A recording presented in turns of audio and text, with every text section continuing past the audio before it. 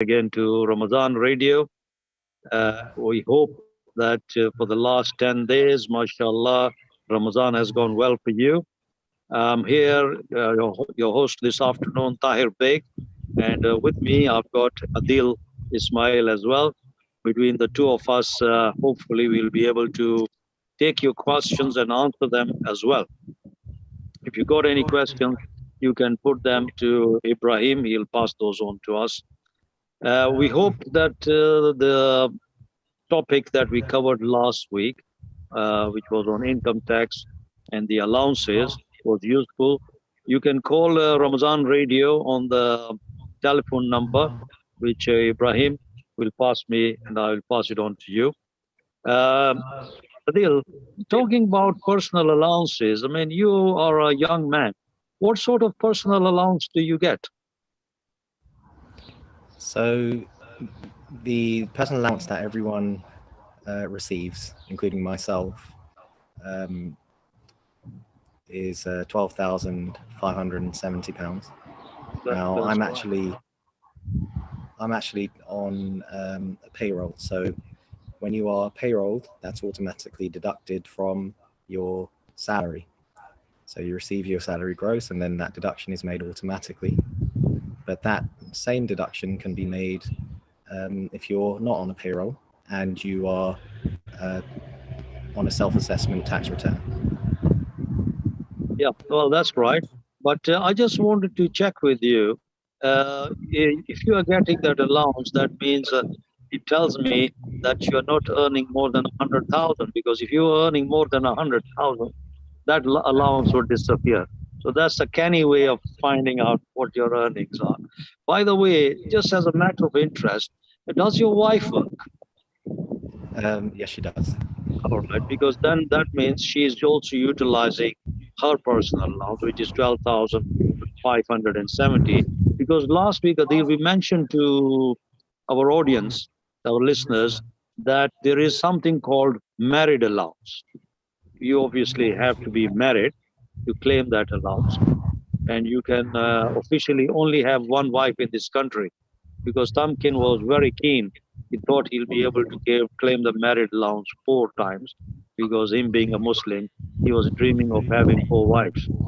But I told him he's difficulty managing with one wife. But anyway, that's the basic allowance. And what is the basic rate of tax? Can you let our audiences know what is the basic rate of tax here in the UK? So it's 20% up to £37,500. Yeah, well, that's the basic rate of tax, which if you earn more than 12,570, you will be paying that. And then you eventually graduate as you earn more to 40%, and the top rate is 45%. The other allowances that we mentioned, just as a recap, what we covered last week was, of course, there's a personal allowance, married allowance. But on top of that, if people have got some shares, investment income, they can have another £2,000. If they've got income invested in some bank, and we are talking here of Sharia compliant investments, they can have about £1,000 of profits from their bank income. Again, this is tax free. And the big one is presumably, Adil, if I can ask you a personal question between you and me, you have a house. Do you by any chance let a room in your house? I'm afraid I utilize all my rooms, but if I did have a spare room, I would use a certain allowance I think you're going to mention. That's right. It's called rent a room scheme. And if you let a room in your principal residence, and this could be rented accommodation. You don't actually have to own the property yourself. It could be rented accommodation. And if you let one room, which is fully furnished, then up to £7,500, again, under the rent a room scheme, is tax free.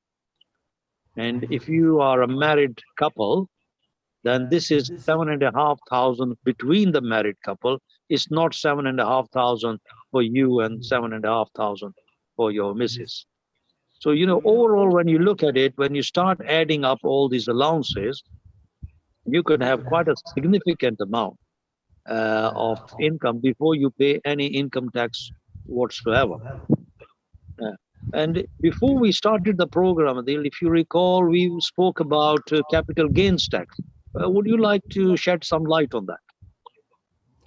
So any assets that you own where you earn income from those assets on their sale, it could be subject to capital gains tax. And what we were talking about was a certain hot topic of cryptocurrencies. Now, I know that's something contentious. However, it is something that's a very valid and contemporary topic at the moment. So yes, there is another allowance that can apply depending on, I guess, the nature of the income received. So if you have certain cryptocurrencies, you could benefit from another allowance, but you'd have to verify that beforehand. Yes, Adil, that's a good point because a lot of people are actually, buying these currencies and then selling them. The thing you need to be careful of is we are not here Sharia scholars, but you got to see, is this in the field of speculation? Is this something which is halal? Is it backed up by assets? So these are things that you need to check up with scholars. But say if they are termed to be a halal product, if you're buying and selling cryptocurrency occasionally and you're making a profit, it is actually called capital profit. So you are allowed to make a capital gain, rather, you're allowed to make a capital gain of £12,300 in the tax year. Now, currently, we are in tax year 2021, 2022. So you could make a capital gain of £12,300 and you would have no tax on that gain to pay. And that applies to each individual. So if you were a married couple and you were buying these investments, it will be around about 24,600 as a couple. But more importantly, something which I think a lot of our people are involved in is what I would say rental income or property investments. What is your understanding on rental income, how it works, and what they can claim, and what are the tax implications of it? So any rental income received outside of your principal residence should be reportable on a self-assessment tax return. So you should prepare what's called a rental return, and that's where you declare all of your rental income. Yes, and let me tell you, the way it works is, of course, we are looking at a tax year. So the tax year, which has just ended on the 5th of April, 2021, a lot of you would have got your self-assessment returns by now, and you need to compile this and submit these. Make sure that you don't miss the deadlines. The paper deadline is 31st of October, 2021. And if you are going to file online, the deadline is 31st of January 2022. But coming back to rental income, rental means any investment properties that you have, which is not your principal private residence, which you are letting out. You get rental income, for sake of argument, if you're getting a rental income of £1,000 a month. From that £1,000, you will be able to offset expenses of running or maintaining that property. For example, if you have an agent who is looking after that property, the agent's fees will be deductible, the property insurance will be deductible, landlord's gas certificate, landlord's electrical certificate, any repairs, maintenance, accountancy fees, that would be deductible. But a lot of people, it will come as a shock to them. And people might say, oh, we didn't know the Muslims were so powerful that you're not going to get any more tax relief on the interest payments. And that is the case now. So it is encouraged that you don't borrow. And anyway, if you have borrowed, the interest which you pay on that borrowing is no longer tax deductible. That's something which you need to bear in mind. And that rental income, the profits, get added onto your other income, and that will determine what is your level of taxation. Adil, I would like to sort of move this topic forward because it's not just a matter of what I would say rental income. If you decide to sell the property, so you bought something, say, 5 years ago, you feel now you want to sell it on. What are the tax implications of that? Would you be able to enlighten us on that, please? I'm afraid that's something that you might know more about than I do, but we're talking capital gains again. Absolutely, yes. So it is what we call capital gains. So supposing, for sake of argument, you bought the property 5 years ago for 200,000, and if you go on to sell the property today, you are going to sell it, say, for 300,000. You've actually made a capital gain of 100,000, and that from that 100,000, you will deduct your capital gain allowance, which is 12,300, and the rest of it will be liable to capital gains tax. And for individuals, it will be 18% or 28%. Yeah. So the other thing which I'd like to mention is we're talking about residential properties where the tax relief on the interest is no longer available. However, if you have commercial properties, supposing you have offices or hotels or shops which you are letting, then the interest that you pay on that is tax deductible.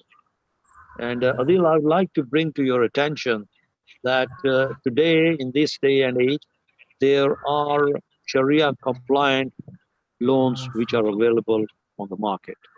So it's not necessarily that you have to go into a conventional bank or a conventional mortgage.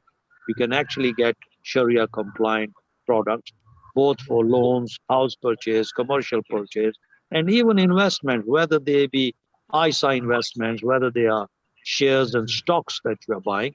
They are Sharia compliant companies, ethically, which have been verified by the Sharia board, which are available on the market now. Okay. Have you got Thank, any questions you would like to ask so far? thank you for that information. It's more than I realized. Jazakallah khair. Well, the idea of having this program is to keep our communities informed, make them aware of what taxes they could be liable for. Because I have come across a number of cases, especially in our communities, where they have got a principal private residence. Of course, there are no tax uh, problems as far as your principal private residence is concerned if you are occupying it and using it as your main residence. However, many of our community members have got a principal private residence, but they have also bought, some sort of an investment property, a flat, and for some reason they seem to have forgotten to declare that rental income to the taxman. And Adil, as you would know, it's not the duty of the taxman to find out and write to you. It is your duty to inform the tax authorities of what are your sources of income. Now, as you mentioned in your particular case, you are on PAYE. PAYE, for people who are not familiar, stands for pay as you earn. I was lecturing somewhere, and one of the lads asked me, said, "Oh, does it stand for pay all you earn?" I said, "No, that's not the case. You get a tax-free allowance, and it's only on the balance that you pay tax." So apart from your income, which is your salary, if you've got any investment income like rentals, you need to inform the tax office that you've got this additional income. As I said, it is your responsibility. It's not for the taxman. One day when the taxman does find out, then of course he will charge you interest, he'll charge you penalties, and he will want the tax which was due and payable. So it's something to bear in mind. Okay. Uh, Adil, it being the month of Ramadan, the blessed month of Ramadan, we are very fortunate, and many of us will be giving our zakat, our sadaqah to organizations, charities, mosques, and so on. Of course, mosques cannot use zakat for their own purposes. but they do collect zakat and distribute it to the poor and needy, both here and overseas. But from a charity's point of view, I would recommend people that first of all they should always verify the charities that they are giving to, look at their accounts, make sure that the donations which they are giving, maximum donations are being distributed to the poor and the needy, and not that people are sitting there with fat salaries and being well paid, and half the donations which you gave disappear in admin costs. So it's something that I think our community should be well aware of. And mind you, Adil, our community, they are very, very generous. When it comes to giving charity, they are above, the norm.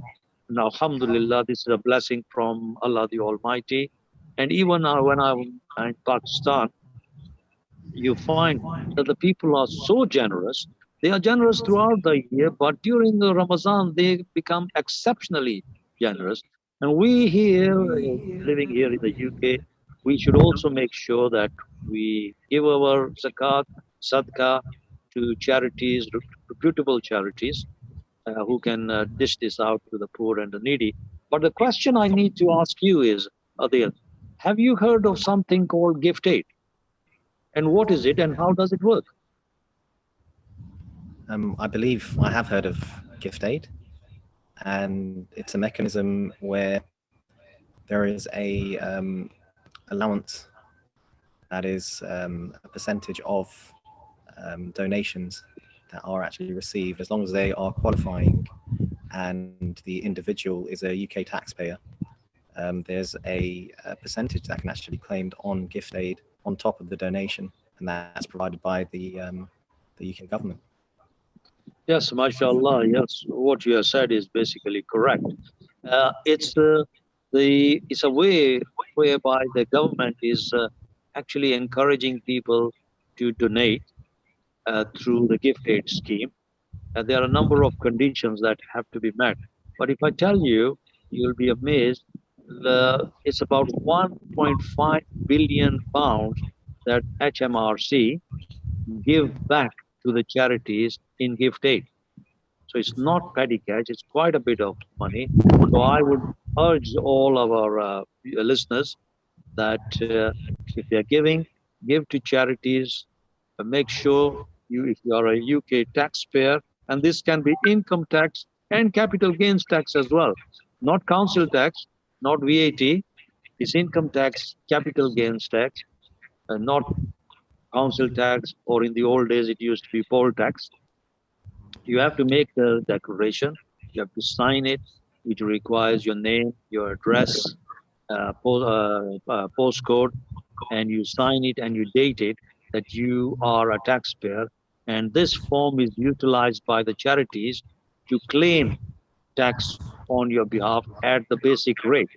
So the charities actually get tax relief at the basic rate. So if you are giving £10, then the charity is able to claim basic rate, which is 20%. So in actual fact, the charity gets 2.5, that's £2.50 back, because the £10 is assumed to be net of tax. Okay.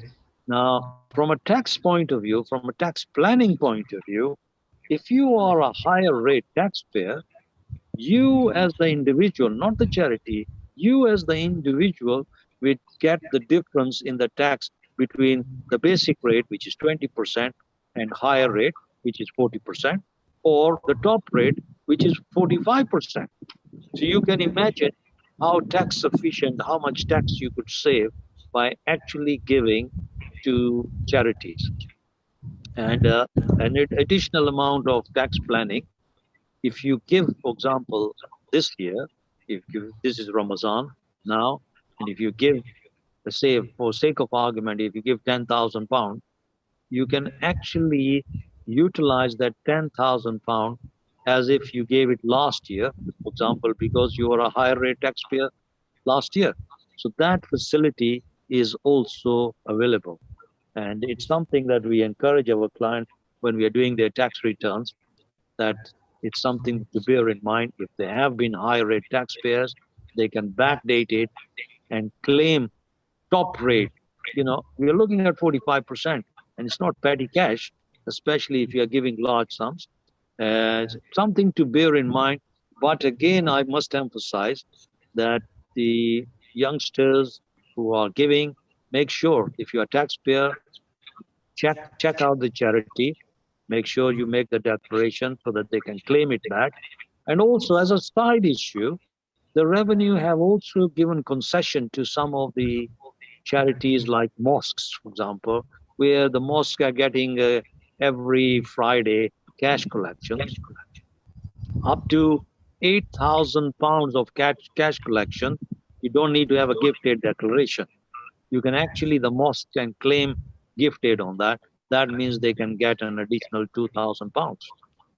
So these are all means whereby the government is actually encouraging people to give to charities, because we realize, I mean, even here, you must have noticed with these COVID issues that we've had, there has been a high uptake of, for example, takeaway food, free food being given out, because there is poverty even in this country. You know, do you have any opinion which you'd like to express on that, Nadir? And that's very true. It's a wonderful way to actually realize, especially those that have actually paid so much tax in the past, for them to realize some of that tax back. On a side note, we actually have a question as well. So someone's just asked the question, which I think we can both answer, which is, if I give gift aid, will the HMRC start tracking me? Well, the answer is yes. Basically, when you sign the gift aid form, you got to be sure that you are a UK taxpayer. And if you are not a UK taxpayer and you have signed that and the charity has claimed that tax, then the revenue can actually come back to you and say, look, you need to pay this uh, tax to us. So the answer is yes, it is possible. Yeah, and it does happen. I tell you, I'm involved with a number of charities. One of the charities that we claimed the gift aid last year, the revenue actually made inquiries. They wanted to find out. They asked us for all the documentation, and once we were able to satisfy them, they said that's fine. So they obviously do cross-check these things. Okay, I hope that answers the question. Well, that leads me on to something else now. It's holiday time. A lot of youngsters have finished their education or about to finish their universities, and we have been encouraging them to set up some sort of a business of their own. There are various options available to them. You could be a sole trader, be a limited company, or you could be in a partnership. Adil, what would you suggest somebody who's thinking of setting up? What would you suggest would be the easiest form that they should start off with? Well, over here, I think if someone was motivated to try to self-manage their income and tax affairs, and they weren't on a payroll, so they were just essentially someone who's trying to have a go. They might make some delicious cakes, or they might be able to, have some unique skill, but it's a skill that generates income. They could potentially register firstly for self-assessment. Now, the self-assessed income and self-assessment tax return is something that the public can access. Now, that's not the case with other tax returns. For example, corporation tax, where you don't really have access to a pro forma, something that you can file yourself. But with self-assessment, the government have made it, and they continue to make it easier for the individual to go in, declare all of their taxable income, all of their deductions, and they're really trying to make it so that the layman can do it. You can go onto YouTube, you can look at tutorials, and it's HMRC that are actually encouraging that much. So to those youngsters, those individuals that think, okay, I'm going to try to earn some income, and I'm not sure what to do about how to declare the tax on that income. The first thing to remember is we all have a personal allowance, and I think we've touched on that. Now, to benefit from that personal allowance, we have to file a self-assessment tax return if you're not payrolled, depending on the circumstances. So to those youngsters, I would actually say go onto YouTube, have a look at some of the tutorials for filling out a self-assessment tax return. It's not as difficult or scary as you might think. Adil, I don't know why you are encouraging YouTube. You should be saying, listen to us on Ramadan radio right now, and you will know what to do. Okay. Anyhow, there was so you have various options. You could be a sole trader, which is, as Adil mentioned, pretty straightforward. But one thing you need to be careful, which I should bring to your attention, is you got to look at what type of business you're going to do. If it is a high risk business, then certainly not a sole trader. You should set up as a limited company. What's the difference between sole trader, limited company? Sole trader, you are technically responsible for all the debts yourself. Something goes wrong, you're responsible, you'll have to manage it. So you could risk a lot. But on a limited company, provided you have followed the rules, then the risk is actually the company's risk. So you as a director got to make sure that the company complies with the risk. Companies pay corporation tax. Corporation tax is at 19% on the profits which it makes. So you can be on a salary, you could take a salary of 12,000, your spouse could be working for you, 12,000. You can use your home, £6 per week for use of home, that the revenue allows you. Other expenses of running the business you can claim. Whatever your profits are, you'll be paying 19%. And then, of course, if you decide to become slightly bigger, it's called PLC, Public Liability Company. Now, public liability companies are really outside the scope of our program here, because it means you are moving into the higher bracket. You're moving, getting more people involved in your business. We want to focus here essentially on people who are looking to set up their businesses, in a small way, to get the community off. If they're youngsters who are finishing from the universities, yes, they want to do something, want to experiment initially. They might think have a business skill. They might have, as Adil mentioned, some sort of a product or service which they can sell. I mean, I'm sitting here, the sun is shining. We are in April, soon it will be May and June. Pakistani mangoes will be coming. MashaAllah, the sweetest mangoes in the world and the best mangoes in the world. Some of you might want to just make some arrangement with uncle in Tooting, get a crate from them every week, and then go and sell this on a door-to-door service or home-to-home service, and not necessarily on the internet. On sell this to aunties who can't go out because of the COVID restrictions. Make sure you comply with all the regulations. And if you're buying a box and the box is costing you £6 and you are able to deliver it to the auntie at her doorstep for £7.50, you're making £1.50 gross profit. I'm sure the auntie will like it. It's the sort of thing that you need to experiment. And up to £1,000 of profits, there is no tax for you to pay. This is a special concession that the revenue have come up with. But of course, your idea is initially to experiment, see how successful you are. And then if you think you have got the business skills, you got the product, then you can go into it on a full-time basis. Adil, what do you think of this plan of mine of selling mangoes? I'll be calling you very shortly if that's something that you're organizing. That's a wonderful idea. Good, good.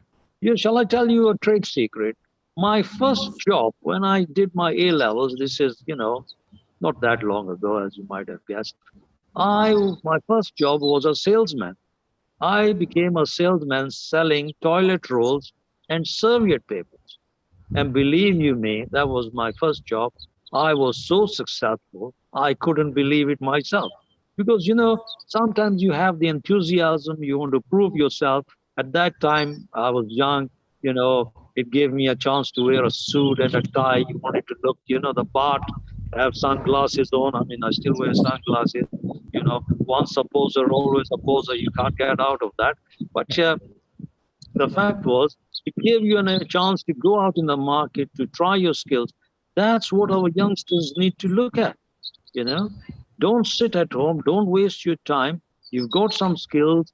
You know, jobs might be difficult to come by. So in between getting a job, try and get to do something for yourself. I mean, I've given you an example of mangoes, which is a ready-made. Adil mentioned if you've got a skill, you know, it might be baking cakes, might be tutoring, you know, tuition. If you've got a certain skill, or you might be good at teaching maths or English or these sort of things. People are making a living out of it. I know, for example, my wife this morning, she was learning her Tajweed class online, and there was somebody who was teaching her, I think probably from Pakistan. But you know, that's a way of earning a living. Adil, have you got any bright ideas as well? People could come up with, you know, to start something off. Well, I mean, we can look around us, and immediately I think a number of people have households to maintain. So how about gardening? Yes, absolutely. Yes, garden, DIY. If you're an outdoor type, you've got some skills. Yes, yeah, you know, and there are people now, maybe old age pensioners, they can't sort of do all the tough work. You're actually doing them a favor as well and earning a crust. And Absolutely. if you've got somebody who's coming to work for you, don't forget there's the minimum wage that you have to bear in mind. Can't pay somebody below the minimum wage. If you want to find out what the minimum wage is, well, offhand I can't remember, but it's something like for a 23-year-old, I think it's something like £8 61 per hour. So it's things that you need to be aware of. But if you are self-employed, don't forget there is nothing like minimum wage for you. You know, you are going to be paid effectively all the profits. Once you've done all your sums, I was giving you the example of your mangoes. Supposing you buy the mangoes and the mangoes have cost you £600 and you've sold them during the week, you've sold them for 750, £800, you actually made a profit of £200. And from that gross profit, you will deduct your expenses, maybe, you know, the petrol that you have used. If you're using your own car, you can claim 45p per mile for using the car for business. Keep a record of that logs which you do. If you're taking telephone calls or mobile phones, make sure you got a record of what percentage. Maybe you're using 50% of the mobile phone for your business, so you'll be able to claim 50% of that. If you're using your home for you know, business purposes as an office, then the government allows you to claim £6 per week for use of home for business. Now, don't forget, you can't start to make your home into a samosa factory. Okay, this is not Pakistan. Here, you need to have planning permission. There are regulations. You need to have. You need to meet health and safety regulations. So things that you need to bear in mind. Okay, provided you follow the law of the land, there are opportunities available to you. Okay, so I mean, somebody said, "Oh, pakora factory." Well, I mean, I think Hanif, my friend here, is frying some pakoras and samosas for iftari. I look forward to having those later on. But yes, it's things that you need to be aware of. That when you are setting up your own business, you've got to comply with all the rules and regulations. The one thing, if your business takes off, Adil, you know, we shouldn't think small, think big, because one day you can become big. I know of a local manufacturers here. Believe you me, they were in East Croydon, and they used to pack, you know, this achar that we get, pickle. They used to do it from their home, and today they are a household name in the UK, and they were from East Croydon. Wow. Yeah, I'm not allowed to say their name, but I'm just telling you that there are examples. So you got to start small. But what I was hinting at, there's something called VAT, Adil. What is that, and can you highlight to us? Absolutely. So VAT stands for value added tax. It's known as an indirect tax. So when we talk about taxes, there are direct taxes. So they are mainly in relation to income. And there are indirect taxes. When we talk about indirect taxes, we talk about goods and services. So the way that they work essentially is that anything that's essentially used for, I guess, a business purpose above a certain threshold. So when you earn more than £85,000, so that's the threshold in this country, you are mandated and obliged to charge VAT.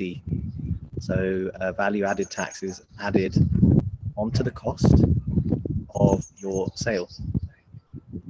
So that's a law in this country when you actually start. So it doesn't count until you earn £85,000 in a 12-month period. Yeah, Adil, very good, because people need to be aware of that. This is something people sometimes slip, and I've had clients, you've gone over the 85,000 limit, and the revenue, they will want their pound of flesh from the time that you should have paid the VAT. And VAT is charged at 20%. There are some things where VAT is at 0%. For example, basic food is 0%. Children's clothes are 0%. But then, I mean, I can smell samosas. Hot food is VAT at 20%. Yeah. Yes. Hot food, if you take it away, it's at 20%. Cold sandwiches, 0%. So it's quite a complex tax, but something that you need to be aware of, that if you're going to get to that magical figure of 85,000, you have to be VAT registered. Now, I'll tell you an interesting story, Adil, and also to our listeners. This is going back to Pakistan. Uh, I mean, I think it was in 1992, 93 when I was there. I attended a conference in Lahore, and I met up with some VAT people from the UK. And I asked them, I said, well, what are you doing here? They said, oh, you know, in Pakistan, the tax threshold, the number of people who pay taxes are very, very low. And in order for the government to increase the revenue, we are here to advise them that indirect taxation, that means VAT, should be imposed. And 24 months later, Pakistan had their GST. They call it General Sales Tax. It's the same principle as VAT. They've got GST 17%. So this is one way which, you know, many people end up paying the taxes. Even the clothes, for example, which we are wearing, we don't realize 20% of that is VAT. Yeah. If you go out in a restaurant, eat a meal, that's when, you know, when the restaurants open. Currently, you are only, I think, allowed to have takeaway or sit outside the restaurant in an open air. Uh, this is one of the reasons why we are sitting out here in the open, taking all the precautions, because we got COVID and it seems to be spreading in some countries. Luckily, here in the UK, we are very fortunate that we have got, Alhamdulillah, mashallah, we've got it under control. But we still need to be very, very careful, and our community needs to be very, very careful of this.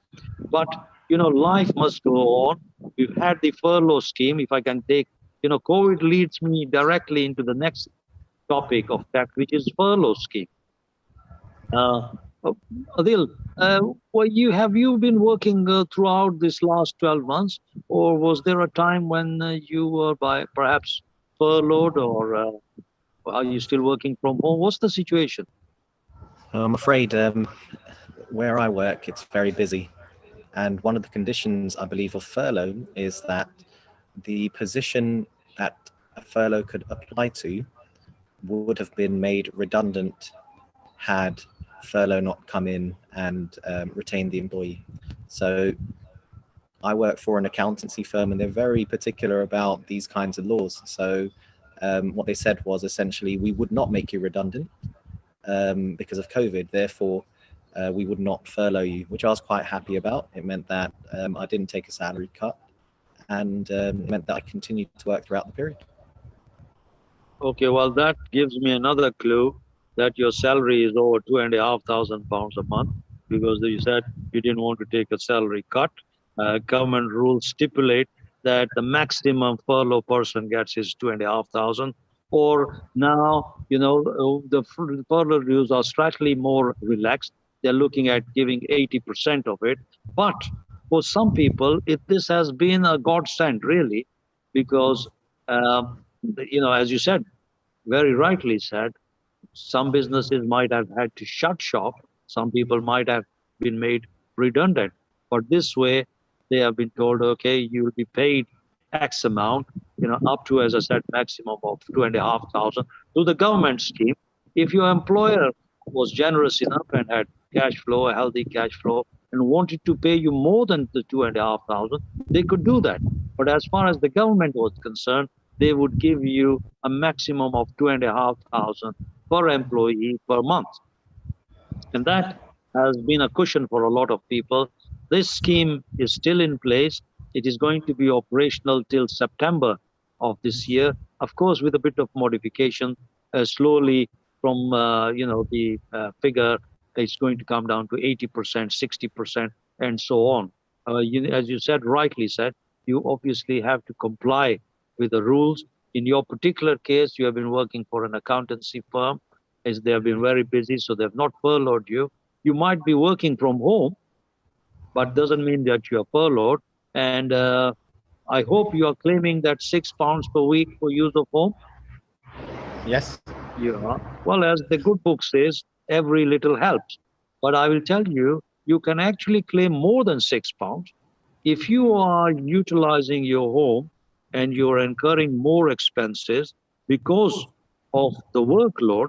For example, your heating is on more, or you had to move room, and that room now you're utilizing more and more, and there's gas and there's a part of insurance, property insurance. So you instead of £6, it may work out £10, £20. I mean, in my particular case, I have been working at home, not full-time basis. I don't even work full-time even in the office. People complain, tired by, what are you up to? I mean, I work maybe, I don't know, 20 hours a week. But some of the time, I actually do some of my research from home, you know. So I usually claim £6 a week. But if I was keeping a detailed record, this is where it is essential. As far as £6 is concerned, you don't need to keep detailed record. But if you want to claim more, you should be able to justify, and if you're able to justify, you can do that. The same thing when I said earlier about the mileage, 45p per mile for business miles for the first 10,000 business miles. After that, it drops down to 25p a mile. And there are other concessions as well. I tell you, one of the big savings would be now that a company car, which is an electric car, 0% carbon emission, you would be able to get that benefit virtually on a tax-free basis. And more importantly, as far as the company is concerned, they are able to claim, provided it is new, they are able to claim 100% what we call capital allowances or first year allowances. These are more technical. We can talk about these at a later stage. But people, if they need specialist advice, then of course they need to speak to their accountant and not me. Believe you me, I've got enough work of my own. I can't take any more clients. But there are good accountants about. Speak to them and take advice on that. Adil, would you like to add anything on to what I've said? No, I think a lot of people aren't realizing that they can benefit from all this new technology. Equally, if I guess if in the scenario, depending on what the entity is, if it's let's say for example a VAT registered business, there's a lot of VAT not only payable but reclaimable. So that's the thing about VAT, is that it can actually be reclaimed also. So as an example, all of the fuel that's actually claimed back potentially, if that company is VAT registered, it could reclaim the VAT on that also, which is a saving from your general individual that they couldn't really get. Okay, I think we are coming towards the end of our program, but before I leave, we have assumed that if you start to run your own business, you are actually going to make a profit. Well, profits are not guaranteed because if they were, each one of us would be only doing business. In business, you can also make losses. So it's something to bear in mind. And on that, I would like to say I will discuss about this more in detail. I mean, one of the thing is, if you are an individual, you need to do a business plan. You don't just jump into it just because you heard Adil and Tahir Beg saying, "Oh well, do business." You need to have a plan. You need to understand something. You need to look at the risks aspects of it because businesses also make losses, and the revenue are aware of that. What I was saying is that losses, there are reliefs available for you. If you make a loss in your business, you are able to offset those losses. Some of those reliefs are very generous, especially if you make losses in the first 4 years of your business. You are able to offset these losses against your other income. You are able to carry these losses back even up to additional 3 years, carry back where you have earned the income, so you'll be able to get, if you paid the taxes, you'll be able to get the taxes back. You're able to carry these losses forward against future profits from the same business. So there are a lot of rules and regulations which you have to follow, but the important part is that for these, you need to keep good accounting records. And Adil, what would you say when I say good accounting record? How would you define good accounting records? So, firstly, bank statements. They're the one of the source documents that you must keep. Any kind of documentation that you can keep from your purchases and your sales also. Yes, I mean the most important, as far as I concern, I always advise my clients is run your business from what you call the bank account. Make sure all these transactions are reflected. These days you can have a debit card, the company can have a credit card, the cash is hardly coming in there, and you are able to record it all through your bank. And that is a very, as you mentioned, very, very important source of keeping very simple, what we call income and expenditure account. you know and this applies to uh, everyone. Whether you are a 30-year-old or you're a 60-year-old, you can still venture out, whether you are retired. Because some people have taken retirement, they realize, well, this was a blunder. We shouldn't have retired. But, I've got this set of skills which I can utilize. And they said, all right, let's go and set up, even if it's a business on a part time basis. So it allows you to do that. You know, so there are a lot of options available. I mean, I know of people who have retired and have taken on work in different fields. So I think we are coming to an end. Inshallah, look forward to speaking to you next week. Jazakallah.